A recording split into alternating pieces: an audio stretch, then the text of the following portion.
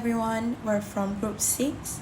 Today, we're going to share with you guys the information about Neo-Liberalism theory. Our member group consists of 5 people. Let's jump more detail about what is Neo-Liberalism theory. Neo-liberalism is an economic and political ideology focused on free markets, minimal government intervention, and prioritizing the private sector for economic growth. It emerged in the late 20th century as a response to inefficiencies in the state-controlled economics, with leaders like Ronald Reagan and Margaret Thatcher championing reforms that transform economic policies. The key aspects include privatizing public assets, deregulating industries, and reducing government spending on welfare, aiming to enhance market efficiencies, competition, and private investment. Neoliberalism also promotes globalization through free trade, open markets, and economic integration, advocating that such interconnectedness boosts economic opportunities and international cooperation. Free market capitalism decentralizes economic decisions, giving individuals control over what to produce, how much to charge, and what to buy. Their decisions are informed by market prices, which convey important information about scarcity and consumer value. Proponents contend that capitalism delivers the best economic outcomes by giving individuals incentives to create and produce. Critics, on the other hand, point to the persistence of poverty in market economies and rising inequality as proof that capitalism fails to deliver broad-based prosperity. They maintain that this inequality ultimately gives the rich disproportionate economic and political power. In contrast, socialism grants the government the authority to make most economic decisions. The government chooses how to allocate scarce resources based upon what it determines to be most useful to society as a whole. Proponents argue that socialism ensures society's resources are fairly distributed. Critics claim that socialism fails to give people proper economic incentives to innovate and produce, which ultimately reduces economic opportunities for all.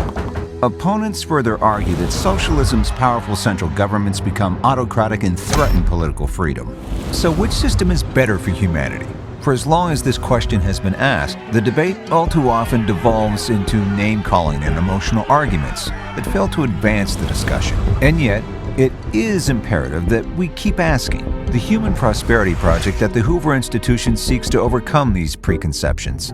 It employs analysis of free market capitalism and socialism and its many variants to assess how each system affects human flourishing. Analysis of neoliberalism as an international relation theory. Theoretical foundation. Neoliberalism is rooted in liberal tradition, particularly those emphasizing cooperation, nationality, and institutional frameworks. It is often categorized under neoliberal institutionalism, which emerged as a response to neoliberalism. Scholars like Robert Kionhan and Joseph Nye expand neoliberalism to address the realities of an anarchic international system. Unlike classical liberalism, neoliberalism integrates structural elements from realism, for example, the anarchy of the international system, but argues that cooperation can flourish with anarchy through institution and interdependence. Anarchy means the absence of a government authority and complete freedom of individuals of the state, since there is no ruling authority. On a smaller level, anarchy also implies the absence of an authoritative power, because of which absolute chaos follows.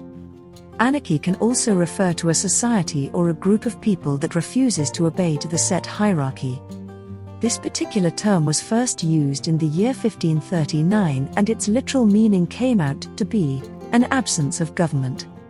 The term anarchy was coined with the blend of two Greek words that are an, meaning without, and archos, meaning chief ruler. The first person who called himself an anarchist was a political philosopher named Pierre-Joseph Proudhon. Lawlessness is another word for anarchy. Next, the point is about ignoring social justice in neoliberalism. Neoliberalism focuses on free markets, deregulation, and limited government intervention, promoting economic growth but often neglecting social justice.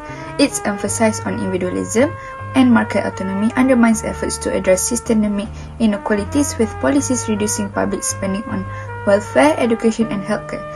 This disproportionately affects low-income groups and deepens social divides.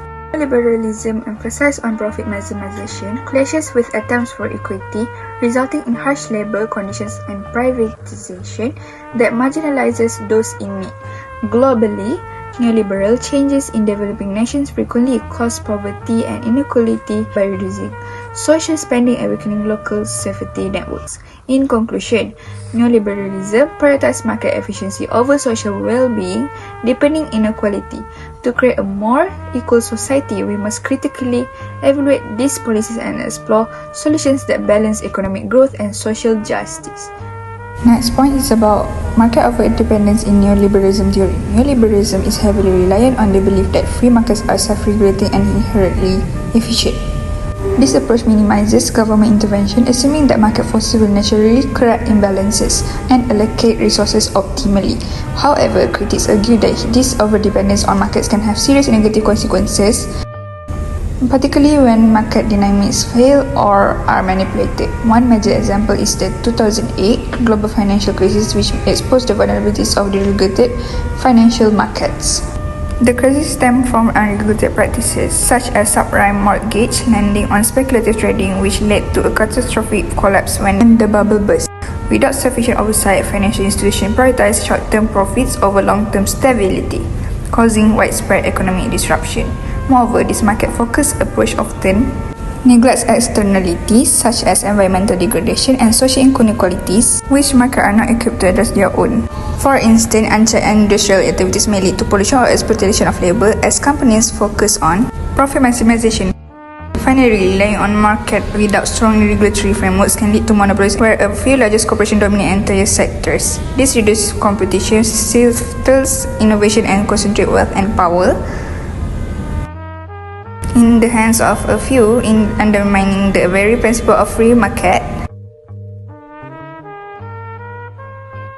In summary, while neoliberalism champions market efficiency, overdependence on self-regulation often leads to instability, inequality, and social harm, highlighting the needs for balanced oversight and intervention.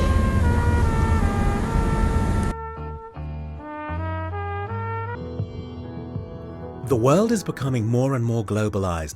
Trade barriers have been dismantled to enable freer exchange, not only of goods and services, but also of labor and capital. And according to the assumptions of classical economics, free markets contribute to the overall well-being of all parties. The specialization of individual countries in their respective strengths leads to a tremendous increase in production. But the natural result is that a country no longer needs to produce everything itself. Countries that are better able to produce medicines, for example, because their workers are more highly skilled, can focus exclusively on that, while others can concentrate on making other products, such as coffee. After all, it wouldn't be efficient for the wealthier country to produce coffee itself, or the poorer country to manufacture medicines on its own. The exchange offers advantages to both. But along with the increasing globalization of the past few decades, inequality in developing nations has also skyrocketed. An explanation of this phenomenon comes from the model developed by Nobel Prize winner Eric S. Maskin. Wealthy countries have highly skilled workers A and B. Meanwhile, developing countries possess workers with lower qualifications C and D. Before globalization, the labor of A and B, as well as C and D, would have been combined. This is especially advantageous for the less skilled workers B and D in each system. They end up profiting most from the cooperation. According to Maskin, globalization has led to a new combination of workers. Now A's are combined with other A's, B's with C's, and D's with other D's. It follows that worker C profits from the B workers, while the D workers are left behind. Maskin concludes that the frequently increase income and wealth inequality by prioritizing market-driven growth and deregulation, which is predominantly advantage wealthy individuals and large companies. Although the free market may promote growth in some areas, the benefits of this expansion are disparately allocated, increasing the disadvantage. Manufacturing and low-skilled industries, neoliberal economic policy including free trades and outsourcing often result in large job losses. When businesses migrate production to nations with a less expensive labor cost, Although proponents of neoliberalism contend that new employment are generated in developed sectors, these roles are sometimes defined by lowered earning, less work security, and lack of benefits such as healthcare or pension plans. Here are the impacts of the neoliberalism theory towards international relations. Neoliberalism in international relations emerged as a response to realist theories emphasizing cooperation, international institutions, and interdependence rather than focusing on power struggles and conflict. Firstly is importance of international institutions. Neoliberalism highlights the role of institutions like the UN, WTO, and IMF in fostering global cooperation. These organizations provide frameworks for managing issues such as trade, security, and the environment, reducing the chance of conflict through established rules and norms. Economic interdependence. Neoliberals argue that closer economic ties between states reduce the likelihood of conflict. As countries become more economically interconnected through trade and investment, the incentive for peaceful relations increase. Role of non-state actors.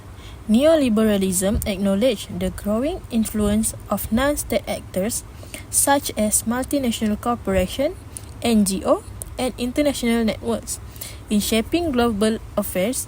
These entities often operate independently of state, influencing areas like trade, environmental policy, and security. Humanitarian and development priorities. Neoliberal ideas have shaped global governance, especially in development and human rights. Institutions like the World Bank and IMF often promote market-based reform in developing countries, leading to debates about the impact of these policies on inequality and national sovereignty. Neoliberalism has significantly influenced international relations by stressing the importance of cooperation, international institutions, and economic interdependence. However, its assumptions about the inevitability of cooperation and the neutrality of international organizations are often contested in practice. In a small office in Buenos Aires, a black market deal is underway.